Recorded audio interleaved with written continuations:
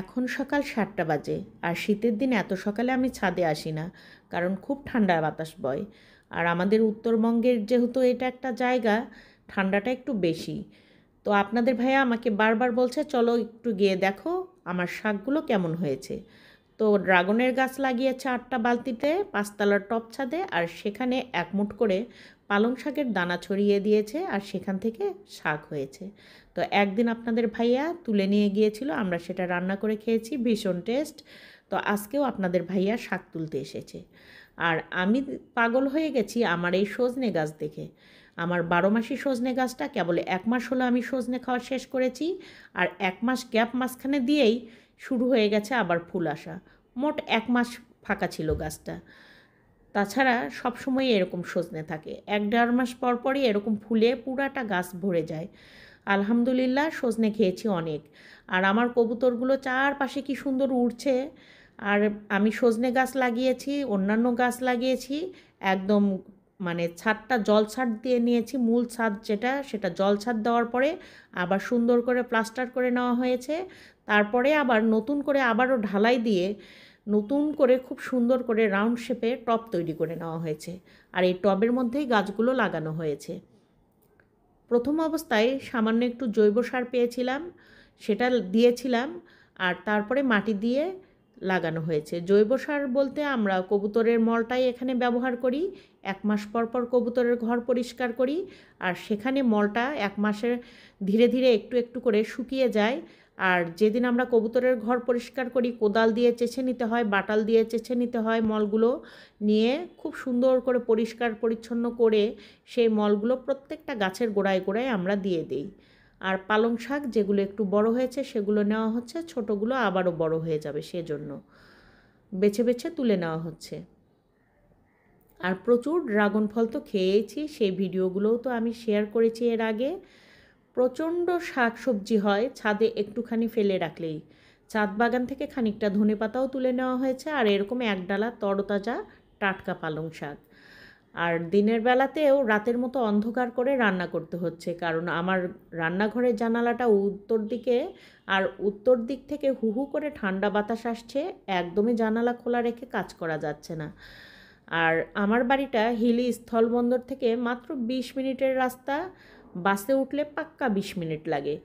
তো আমরা মাঝে মধ্যে অবশ্য সেখানে যাই, অনেক জিনিসপত্র কিনতে পাওয়া যায় ইন্ডিয়ান, বেশ ভালোই লাগে। হিমালয়ের ঠান্ডা হাওয়ার সঙ্গে পাল্লা দিয়ে এখানকার মানুষজন সব কাজই করে ফেলে। কৃষিকাজ থেকে শুরু করে সকাল হলে যেন কারো আর কোনো ফুসরত নেই। আবহাওয়া মানুষকে আটকে রাখতে পারে না। আর এখানে আমি ছোট ছোট করে বেগুন ফালি করে নিয়েছি, আর পাতা পেঁয়াজ খানিকটা ফালি ফালি করে কেটে নিলাম এরকম। আর পালং শাকটা আমি অফ ক্যামেরায় খুব সুন্দর করে বেছে ক্লিন করে ধুয়ে নিয়েছি। আর এখানে আমি পাতা পেঁয়াজটাও দিয়ে দিলাম, বেগুনটাও দিয়ে দিলাম, আর তার সঙ্গে দিচ্ছি এখানে আমি পেঁয়াজ কুচি, ছোট্ট একটা পেঁয়াজ কুচি দিয়েছি। পাতা পেঁয়াজ দিয়েছি বলে পেঁয়াজের পরিমাণটাও অল্প দিয়েছি। আর 5-6টার মতো কাঁচামরিচ চিড়ে দিয়েছি। 1 টেবিল চামচ লবণ দিলাম, 1 চা চামচ মরিচ গুঁড়া, 1 চা চামচ হলুদ গুঁড়া, আর 1 টেবিল চামচ আদা রসুন জিরা বাটা দিয়েছি।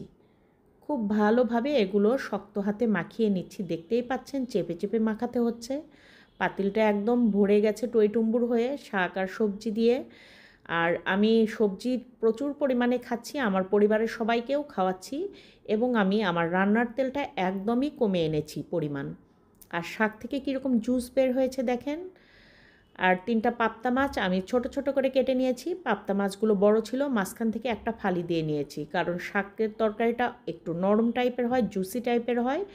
পালং শাকের মধ্যে মাছটা দিয়ে অনেকক্ষণ ধরে রান্না করতে থাকলে মাছটা এমনিতেই তো নরম, পাবদা মাছ আরও নরম হয়ে ভেঙে যেতে পারে। আর এখানে 2.5 টেবিল চামচের মতো একটুখানি তেল দিয়েছি, সর্ষের তেল দিয়ে এটা খুব সুন্দর করে মাখিয়ে অল্প একটু পানি দেব। খুব বেশি পানি দিতে হবে না, কারণ শাক থেকেই অনেকটা পানি ছেড়ে দিয়েছে। মাখাতে মাখাতেই এটা চুলার আঁচে পড়লে আরও খানিকটা ছাড়বে পানি। চারদিক থেকে তরকারিটা খুব সমানভাবে আমি সবজিটা মুছে নিচ্ছি, যাতে রান্নার পর সাইডটা দেখতে খারাপ না লাগে। আর এটা এখন আমি চুলায় চাপিয়ে দেব। আর আমি আপনাদেরকে ওয়েট লসের যে একটা ভিডিও দিয়েছিলাম, আলহামদুলিল্লাহ 12 দিনে আমার 4 কেজি ওজন কমেছে। আমার থাইরয়েডের প্রবলেম থাকায় দ্রুত আমার ওজন কমতে চায় না, খুব কষ্ট হয়। তো আমি কুকিং অয়েলটাও কমিয়ে দিয়েছি রান্নায় একদমই। যেখানে আমার 7 কেজি লাগতো আগে, সেখান থেকে অনেকটাই কমিয়েছি। আর এই পর্যায়ে দেখতেই পেলেন আমি ধনিয়ার পাতা দিয়ে দিয়েছি, কাঁচা ধনে পাতা। আর রান্নাটা আমি সার্ভ করে দিয়েছি। রান্নাটা কমপ্লিট হয়েছে, যখন দেখেছি নিচ থেকে লেগে যাচ্ছে তখন আমি চুলাটা বন্ধ করে একটা বাটিতে ঢেলে নিয়েছি। চ্যানেলটি সাবস্ক্রাইব করে না থাকলে সাবস্ক্রাইব করে পাশে থাকা বেল আইকনটি বাজিয়ে অল অপশনে একটা ক্লিক দিয়ে দিবেন। যারা আগেই করেছেন তাদেরকে অসংখ্য ধন্যবাদ। আর ভিডিও ভালো লাগলে লাইক কমেন্ট করে যাবেন। বন্ধুরা সবাই ভালো থাকবেন, সুস্থ থাকবেন। আল্লাহ হাফেজ।